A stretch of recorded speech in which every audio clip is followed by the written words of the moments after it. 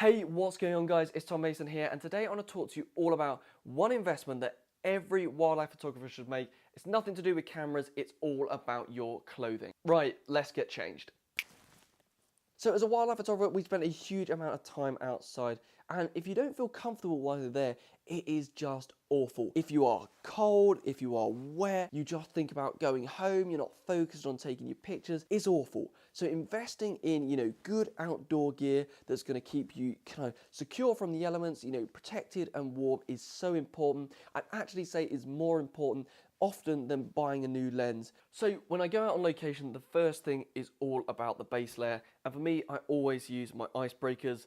These are merino wool and they're just brilliant. They're very good at moisture wicking in the summer. So if you've done a lot of hiking, anything like that, you get a bit sweaty. They wick the moisture away. In the winter, they are very thermally insulating. So they keep you nice and warm. They're super lightweight. So when I'm traveling, I can throw 2 or 3 of these in my bag, take up next to no space. I've got the long sleeve and the short sleeve varieties. They also don't smell that much. That's superb. You can wear them for like 4 or 5 days in a row. I've worn these like 10 days in a row and they still don't smell awful. You can then just dunk them in, a basin, wash them, hang them out, they dry in no time. I've got them in black, green and grey, long sleeve, short sleeve, absolutely perfect. Wouldn't go anywhere without these. They are a little bit pricey, they're like 50 quid, but at the end of the day, I've had this one for 3-4 years now and it's showing hardly any signs of use. It's doing really well, so they're definitely worth the investment. If you wear them all the time, they keep you comfortable, warm, they wick moisture, keep you insulated in the winter. Definitely worth the money. Next up, you might have a mid-layer, something like fleece, anything like that to keep you a little bit insulated if it's a bit cool. But a lot of the time I don't, and I just jump up to my jacket. This is my primary jacket. I have a couple of jackets for different things. This is my favorite and it's a soft shell. The reason I love a soft shell jacket is simply because it doesn't rustle as much. It just means that when you're, trying to get close to wildlife, you don't get that horrible laminate kind of that you often get off cheaper waterproof jackets. Still keeps me protected. It's a wind stopper, so any, wind, anything like that keeps me nice and warm. It's pretty water repellent. If I have a little shower, anything like that, I'm going to be completely fine in this. If it absolutely throws it down, I will put my waterproof shell over the top. But a lot of the time, this is absolutely brilliant for everything I do. It's a drab green color. One thing to just note, it's not camo. You don't need to wear camo gear. You're not in the SAS. Drab green colors, drab grays, browns, anything like that. Perfect for wildlife photography. You don't need to go all camo. Leave that for people who want to play army. Stick to the nice greens and browns. Job's good. This one is what I use all the time. It's a soft shell. It's got pit zips, so if I'm hiking, anything like that, I can let any moisture out. That's really good. At the end of the day, it is quite an expensive jacket. It did cost me like £300, but it's an investment. I wear it all the time. Some of my lenses don't come out my bag for 2 weeks at a time. This jacket I wear absolutely every day in the winter. It comes with me everywhere. It's been everywhere. And as an investment, buying a good jacket that's going to keep you warm and protected from the elements is such a big thing to do. So make sure, if you're going to spend some money, get a good one that's going to last you a long time, and make sure it doesn't rustle too much, because that's a really key thing. Right, that's the standard jacket. Let's get a bit warmer. Oh, that's better. Now, when it comes to the winter, down is the photographer's friend. I love my down jacket because it keeps me warm and toasty. If I'm spending a long time sitting out on location, always have my down jacket with me. If you're moving, mobile, a lot of the stuff, my last green jacket, much better for that. But if I'm sitting down in a hide, just waiting it out, down is the best thing. I love this because it also packs down to a tiny little ball. I can just stuff it in my bag, have it with me. Again, a couple of £100 is another investment, a bit more of expense. But, if you sit out for a long period of time, being warm, there's nothing better than a down jacket. Of course, got my hat.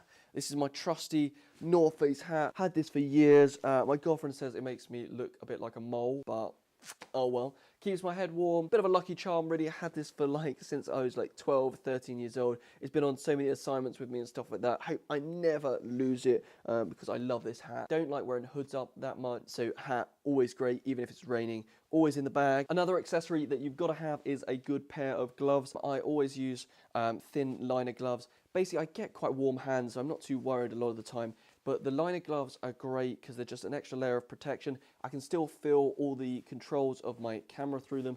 that's really, really nice. They're also great in the summer because they protect you from midges. You don't get bitten, stuff like that. It's really nice. And of course, they help you blend in a little bit more. If you've got two big white hands on your kind of black camera, they just stick out like a sore thumb. Having gloves, again, helps you blend in a little bit more. So these are always with me. If it's super cold, I team them up with these, my mittens. Nothing else warms my hands up properly. I've tried so many other gloves and they just do not keep my hands warm. You know, if it's really, truly cold. A lot of the time liners are fine, but if my hands do get cold, they never warm up in normal gloves. But mittens are the job. You've got cold hands, you stick them on, and they just warm your hands up. If you're sitting for a long period in a hide, anything like that, mittens are the way to go. I love my mittens.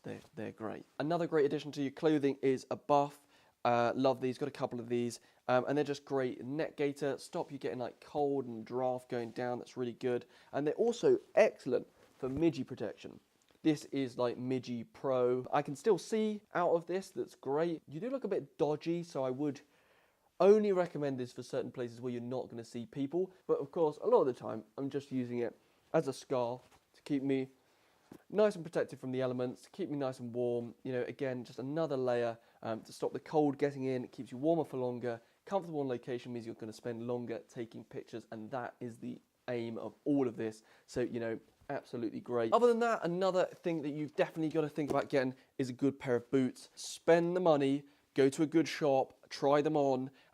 Boots are so important. You know, if you're walking a long way, the ankle support is key, especially when you're carrying a heavy bag of camera gear. Nice and warm, Gore-Tex, mean that I can walk through puddles, everything like that. Lakes, not lakes, puddles, rivers is what I meant. You can walk through rivers, stuff like that. Keep dry feet, really important. And they also wick the moisture. Team them up with a nice pair of decent socks and you are sorted. These, a couple of £100, but you can buy cheaper ones that are still pretty good. But a good pair of boots is a must-have. Having wet feet and stuff like that is just such a nightmare when you're out shooting. So definitely get a pair of them. Right, so that's it. With your good boots, your good jackets, your underlayers and stuff like that, you are ready to go out and shoot some pictures. I know that some of this stuff is quite expensive. You know, jackets, £200, boots, £200. You know, it all adds up. I totally get it.